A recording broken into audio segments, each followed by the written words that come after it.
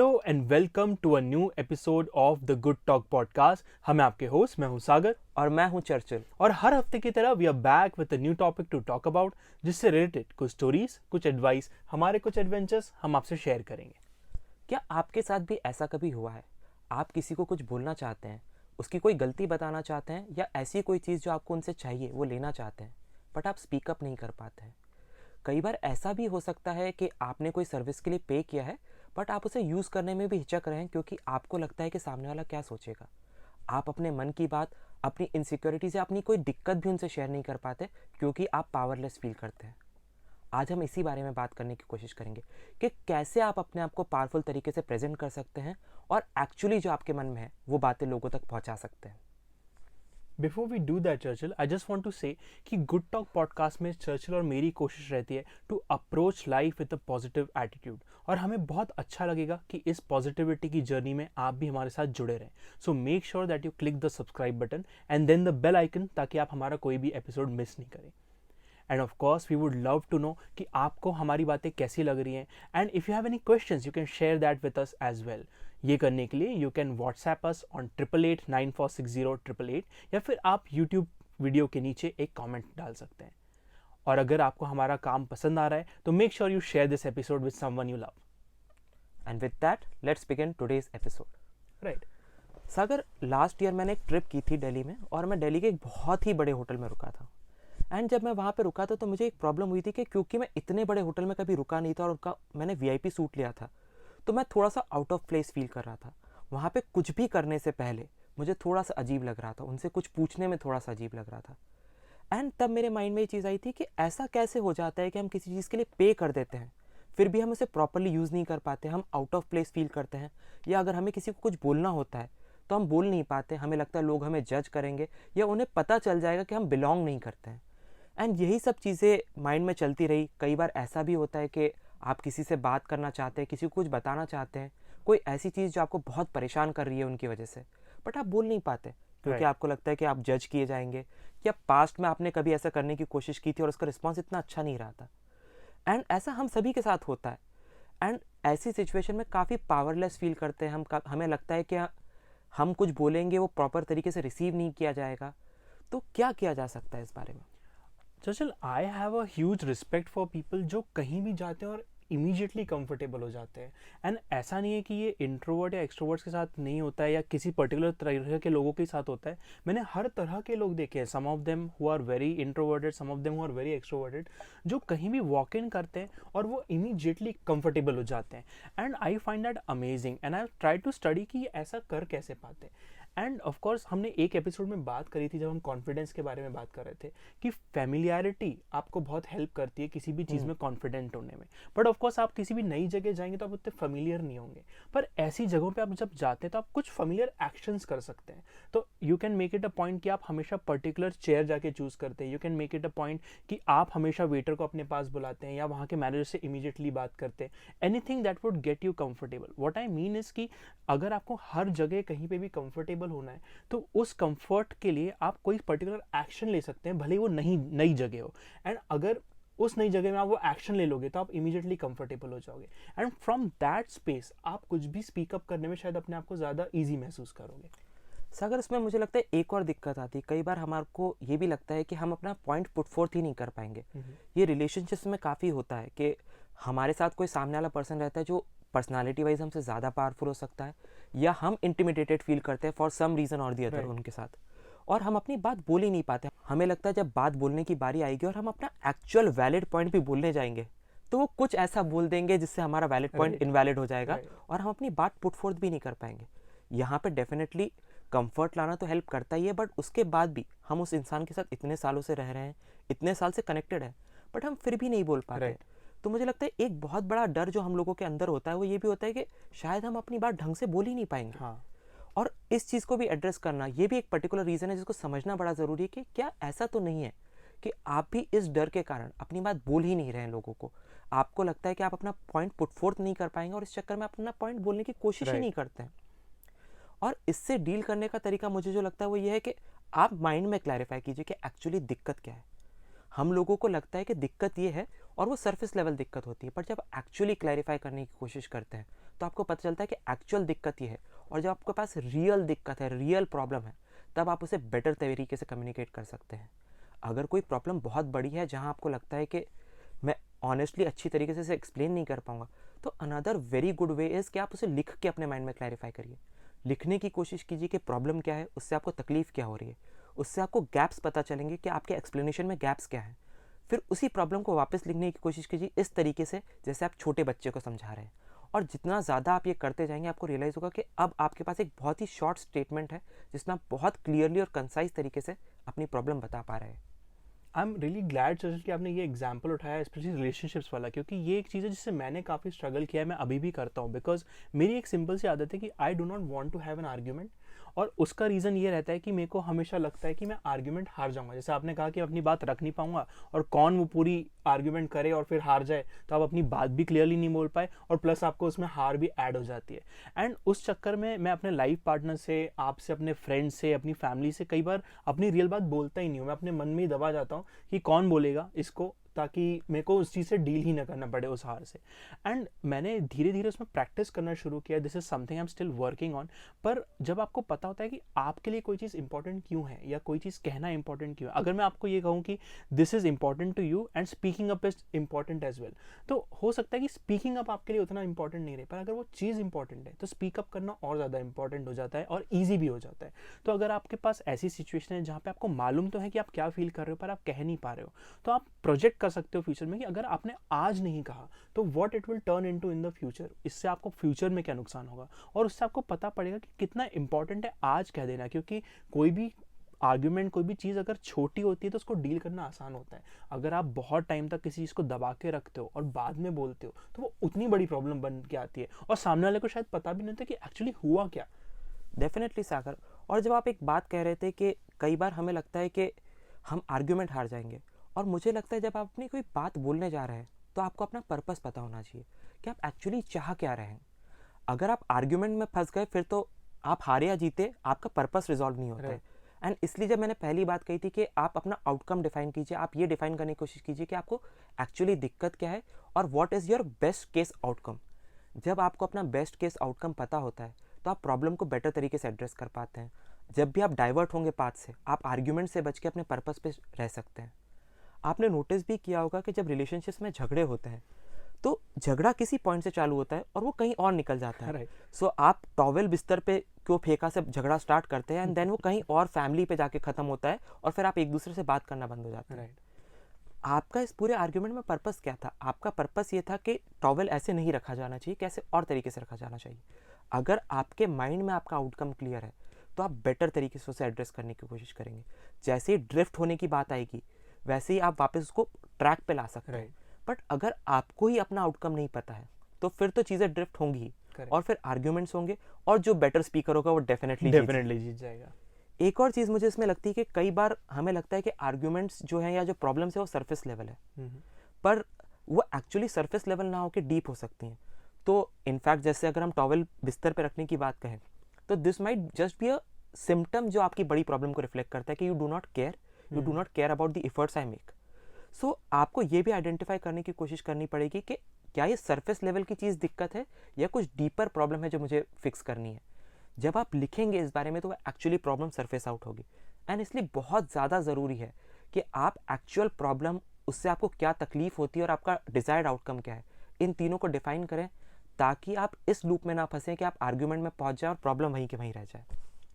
Let's talk about public situations as well. Just a very simple example कि आप कहीं खाने गए और आपको वो खाना पसंद नहीं आया, it's not up to the mark, या वो वैसा नहीं है जो आप खा पाए, and you do not speak up to the waiter, आप उसको बताते नहीं है कि खाना अच्छा नहीं था, आप खा के वापस वो पूछने आता है आपसे सर मील कैसा लगा, और उसमें यू से कि हाँ अच्छी थी, एंड प्रोबेबली दे नो अच्छी थी या नहीं बाय योर फेस एक्सप्रेशन या समथिंग, पर आप कभी कहते नहीं हो। तो इस टाइप की सिचुएशन भी बहुत जगह आती है जहाँ पे आपका कॉन्फिडेंस थोड़ा सा मैटर कर जाता है कि are you able to speak up for what you like and what you did not like. क्योंकि आई एम श्योर कि जब आपको कोई चीज़ पसंद आती है तो उसके बारे में भी आप बोलना चाहेंगे लोगों से। तो अगर आप बहुत अनकंफर्टेबल हैं डिसलाइक्स के बारे में बात करने में, तो you can start practicing by talking about your likes. तो अगर आप कहीं खाने गए और आपको खाना अच्छा लगा है तो वो चीज़ आप नोटिस करके वहाँ के वेटर को, वहाँ के मैनेजर को, प्रोबेबली वहाँ के कुक तक वो बात पहुंचा सकते हैं। तो इससे आपको लगेगा कि कैसे आप अपनी बात रख सकते हैं। When you are comfortable with that then you can move कि अगर आपको पसंद नहीं आया है तो उस चीज़ को कैसे प्रेजेंट किया जाए in a very positive manner without arguing. हमारा गोल कहीं भी ये नहीं है कि चलो अपन लड़ते हैं और इसमें से किसी तरह से और वैल्यू खींच लेते हैं। ऑफ कोर्स अगर सामने वाला उसके एवज में आपको if he returns the bill या फिर वो बिल में से वो चीज़ हटा देते हैं तो दैट्स ग्रेट। पर अगर वो आपका आउटकम होगा तो शायद आप बहुत डिफरेंट तरीके से अप्रोच करोगे वर्सेस आप सिर्फ कहना चाहते हो, बताना चाहते हो, कॉन्फिडेंट होना चाहते हो अपने आप को एक्सप्रेस करने में, तो आप बहुत डिफरेंट तरह से प्रेजेंट करोगे। So this is a way you can practice it as well. मुझे लगता है सागर इसमें दो चीज़ें बहुत मायने रखती है। पहला, फिजियोलॉजी। अगर आप कभी कोई इस तरह की बात बोलने वाले हैं और आप चाहते हैं कि आपको कोई दिक्कत हुई है, कोई फूड आइटम अच्छा नहीं आया है और आप उसे एड्रेस करना चाहते हैं, तो सबसे पहले अपनी फिजियोलॉजी फिक्स कीजिए। जैसे ही आपकी फिजियोलॉजी फिक्स होती है, आपके अंदर थोड़ा कॉन्फिडेंस आता है and now you are able to communicate in a better manner. Second चीज़ जो मुझे लगती है वो है इस तरीके से किसी चीज़ को एड्रेस करना जैसे कि आप केयर करते हैं। तो अगर कोई आपका बहुत फेवरेट रेस्टोरेंट है जहाँ बार बार जाते हैं और एक दिन वहाँ पे खाना बहुत गंदा सर्व होता है, तो आपको दिल में तकलीफ होती है। आपको तकलीफ इसलिए नहीं होती कि खाना गंदा है, बट इसलिए भी तकलीफ होती है कि ये जगह बहुत अच्छी हुआ करती थी, मैं बहुत केयर करता था, मेरी बहुत Right. पसंद की जगह थी एंड ये अब खराब हो रही है। So instead of just saying कि फूड खराब है, you can show the care. तो आप मैनेजर को बुला के ये नहीं बोलेंगे कि खाना कितना घटिया है, तुम्हारे यहाँ स्टैंडर्ड गिरता जा रहा है। आप बोलेंगे कि I deeply care about this place, मुझे बहुत पसंद है, मैं अपने फ्रेंड्स के साथ आता हूँ, फैमिली के साथ आता हूँ, मैंने बहुत अच्छे मोमेंट्स लिव किए हैं एंड नाउ आज मैंने नोटिस किया कि फूड की क्वालिटी थोड़ी कम थी, उसका टेस्ट थोड़ा सा गंदा था। एंड जब आप इस वे में कम्युनिकेट करते हैं Right. तो देर इज़ नो आर्ग्यूमेंट। सामने वाले को पहले तारीफ मिल चुकी है, उसे पता है कि आप डीपली केयर करते हैं और आप लड़ने नहीं आए, आप नीचा दिखाने नहीं आए। Yeah. तो उस केस में उसके उस चीज़ को लेने का तरीका बहुत बदल जाएगा एंड आपने एक्चुअल प्रॉब्लम एड्रेस की। आपकी एक्चुअल प्रॉब्लम सिर्फ एक खराब मील नहीं है, क्योंकि हम सब ने लाइफ में बहुत सारे गंदे मील्स खाए हैं, बट प्रॉब्लम वो नहीं है। प्रॉब्लम ये है कि एक जगह जो बहुत अच्छी हुआ करती थी, जो हमें बहुत पसंद थी, अब वो डिटोरिएट हो रही है। और मुझे लगता है हम सभी की एक मॉरल रिस्पॉन्सिबिलिटी भी होती है ऐसी चीज़ों को पॉइंट करना। अगर हम किसी को बताएंगे ही नहीं कि कमियां कहाँ हैं, तो वो उसे एड्रेस नहीं कर पाएगा। कई बार हम अज्यूम कर लेते हैं रिलेशनशिप्स में भी, लाइफ में भी, कि उन्हें पता है कि दिक्कत कहाँ हो रही है, बट हो सकता है उन्हें पता ही नहीं है। तो उनकी लाइफ में उनको आगे बढ़ाने के लिए और अपनी लाइफ में खुद आगे बढ़ने के लिए it is a moral imperative कि हमें बताना चाहिए, हमें कम्युनिकेट करना चाहिए कि ये प्रॉब्लम है एंड प्रॉबेबली शायद आप इसे एड्रेस कर सकते हैं, और अगर आप कर सकते हैं तो डेफिनेटली करिए, क्योंकि इससे बेटर हो सकता है।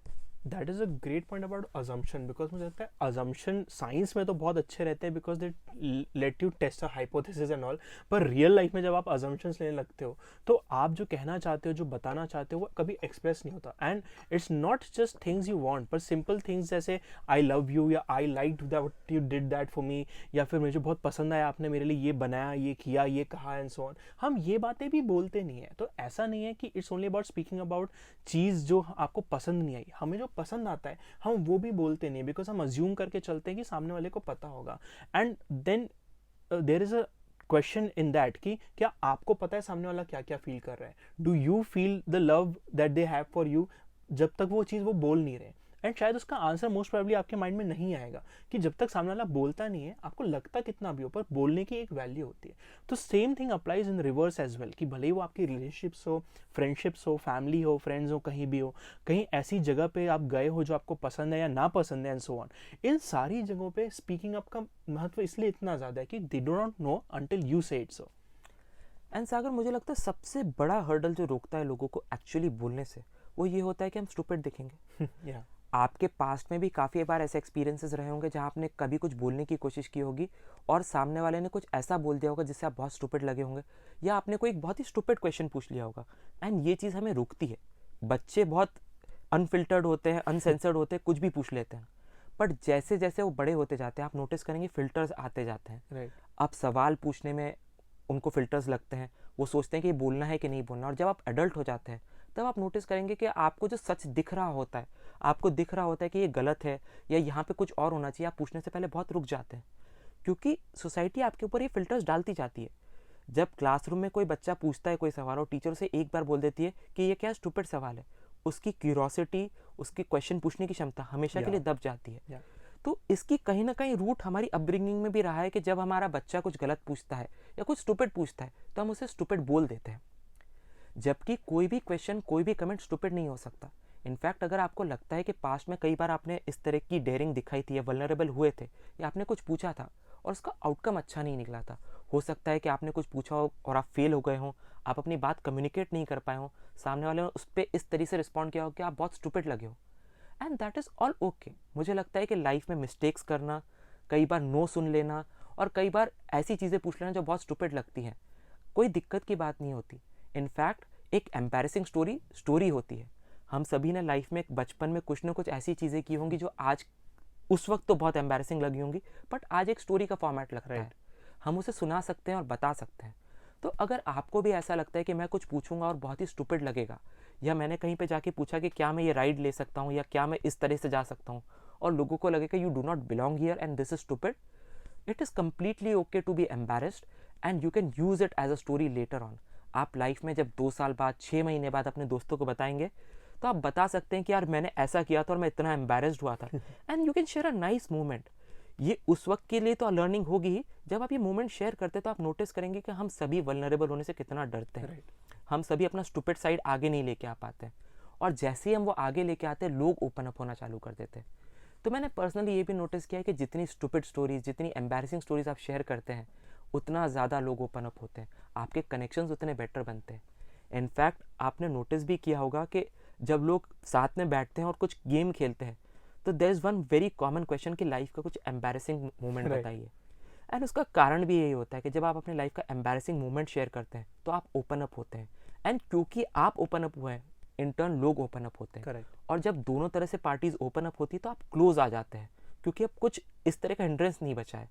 एंड दैट इज़ वाई मुझे लगता है कि गलतियाँ करना इज़ ओके, मिस्टेक्स करना is okay, asking for stupid questions is okay. मुझे एक इंसिडेंट याद आता है कि मेरे को लगता है कि आपके बचपन के इंसिडेंट्स आपको डेफिनेटली शेप करते हैं कि आप कोई चीज़ करते हो या नहीं करते हो। मुझे स्पेसिफिकली याद है कि एक हमारी फिजिक्स की क्लास थी, एंड उसमें वी वर लर्निंग अबाउट कि कैसे लाइट इज़ एक्चुअली वाइट और वो प्रिज्म के अंदर से निकल के उसके रेनबो कलर्स बाहर आते हैं। And I was really confuse, क्योंकि मुझे समझ नहीं आया कि अगर सनलाइट वाइट होती है तो फिर वो येलो क्यों दिखती है। And I remember going to the teacher and asking it, and then being told कि तुम्हें इतना भी नहीं पता, मैंने अभी तो बताया, बट जबकि कहीं भी ये चीज़ उन्होंने मेंशन नहीं की थी, एटलीस्ट मेरी मेमोरी में। But also I made sure कि मैंने उस चीज़ को अपने आप को अफेक्ट नहीं करने दिया इतना व्हेन आई ग्रू अप। तो मैंने कोशिश करी कि थोड़ी अवेयरनेस के साथ स्पीकअप करूँ, थोड़े अवेयरनेस के साथ आगे बढ़ूँ। तो ऐसा नहीं है कि हमारे बचपन के इंसिडेंट्स हमको शेप नहीं करते, बट वो हमारी लाइफ डिफाइन करते रहें, ये कोई ज़रूरी नहीं है। अगर आप अवेयरनेस लेके आएंगे तो आपको पता पड़ेगा कि कहाँ कहाँ आप पीछे हट जाते हैं और कहाँ कहाँ आप आगे बढ़ सकते हैं उस एरिया में। एक चीज़ जो मैं कभी कभी प्रैक्टिस करने की कोशिश करता हूँ कि मैं पूछता नहीं हूँ, मैं कर लेता हूँ। So if I am walking somewhere and I think कि मुझे यहाँ बैठ जाना चाहिए, प्रोबेबली एज अ गार्डन, कहीं गार्डन है या ऐसा कुछ है जहाँ पे कोई बेंच नहीं है, तो मैं ये नहीं सोचता कि मैं किसी से पूछ लूँ कि यहाँ बैठना अलाउड है या नहीं। मैं सीधे जाके बैठ जाता हूँ, and then I wait for someone to tell me कि हे यहाँ पे बैठना अलाउड नहीं है, and then I am happy to get up. तो ये एक पावर को प्रैक्टिस करने का तरीका होता है कि you start doing things that you want to do and let people tell you कि यार ये करना सही नहीं है, आप यहाँ से उठ जाओ या यहाँ से चले जाओ, ये अलाउड नहीं है। And you will be really surprise कि अगर आप शांति से कोई चीज़ बोलोगे तो जो चीज़ नहीं भी अलाउड होती है, कई बार वहाँ पे जो पर्सन होता है वो खुश होकर आपको अलाउ कर देता है, लाइन में थोड़ा आगे चले जाने देता है या फिर अंदर घुस जाने देता है जब वो चीज़ बंद हो गई होती है, एंड सो ऑन। एंड सागर, मुझे लगता है उसमें वही चीज़ आ जाती है कि हमें ओके होना पड़ेगा मिस्टेक्स करने से। अगर आप कहीं गार्डन में बैठे हैं और हो सकता है वहाँ बैठना अलाउड नहीं है, पर कहीं विजिबल बोर्ड नहीं लगा हुआ है और आप बैठ जाते हैं और कोई आके आपको टोक देता है, so it's okay to make a mistake. आप सॉरी बोल के उठ सकते हैं, बट ऐसा भी हो सकता है कि आप वहाँ बैठे नहीं और वहाँ पे बैठना अलाउड था, which would be a bigger problem और ऐसे रिग्रेट। ज़्यादा बड़ा रिग्रेट ये होगा जब आपको पता चलेगा कि यार वहाँ पे बैठना अलाउड था, वहाँ पे इतना अच्छा मोमेंट बन सकता था हमारा, बट हम बैठे नहीं, जस्ट बिकॉज हम थोड़े से इनसिक्योर थे, हम थोड़ा सा हिचक गए कुछ चीज़ करने में। एंड सबसे बड़ी दिक्कत जो मुझे लगता है वो इस तरह के किसी भी कन्फ्रंटेशन सिनेरियो में होती है, जिस वजह से आपको ऐसा लग सकता है कि आप हार गए हैं, वो ये होती है कि आप सुनते नहीं हैं। जब कोई सामने वाला बोल रहा होता है, वो अपना पॉइंट पुट फोर्थ करता है, आप लूप में चले जाते हैं, आपका माइंड थॉट्स में भटक जाता है, आप अपनी ही दुनिया में सोच रहे होते हैं कि ये ऐसा है, ऐसा नहीं ऐसा, और जब आप उसका पॉइंट सुनते नहीं है तो आपके पास रिस्पॉन्ड करने के लिए कुछ नहीं होता और आप ब्लैंक हो जाते हैं। एंड यही सबसे बड़ी दिक्कत है। आपके लिए सुनना बहुत ज़रूरी है, आपको एक्टिवली एंगेज करना पड़ेगा सुनने में कि सामने वाला बोल क्या रहा है, क्योंकि अगर आप सुनेंगे नहीं तो आपको ये भी पता नहीं चलेगा कि हो सकता है शायद आप कुछ गलत बोल रहे हो, आपने कुछ गलत परसीव कर लिया हो। तो जब भी इस तरह के किसी कन्फ्रंटेशन में आप जाते हैं, भले ही वो अपनी फैमिली के साथ हो, किसी अननोन पर्सन से हो, कहीं आपने कोई सर्विस ली हो उसे यूज़ करने के बारे में हो, आपको एक्टिवली लिसन करना पड़ेगा, आपको सुनना पड़ेगा कि सामने वाला बोल क्या रहा है और फिर अपना पॉइंट पुट फोर्थ करना पड़ेगा। And that also gives you a better opportunity to communicate कि आप एक्चुअली चाह क्या रहे हैं।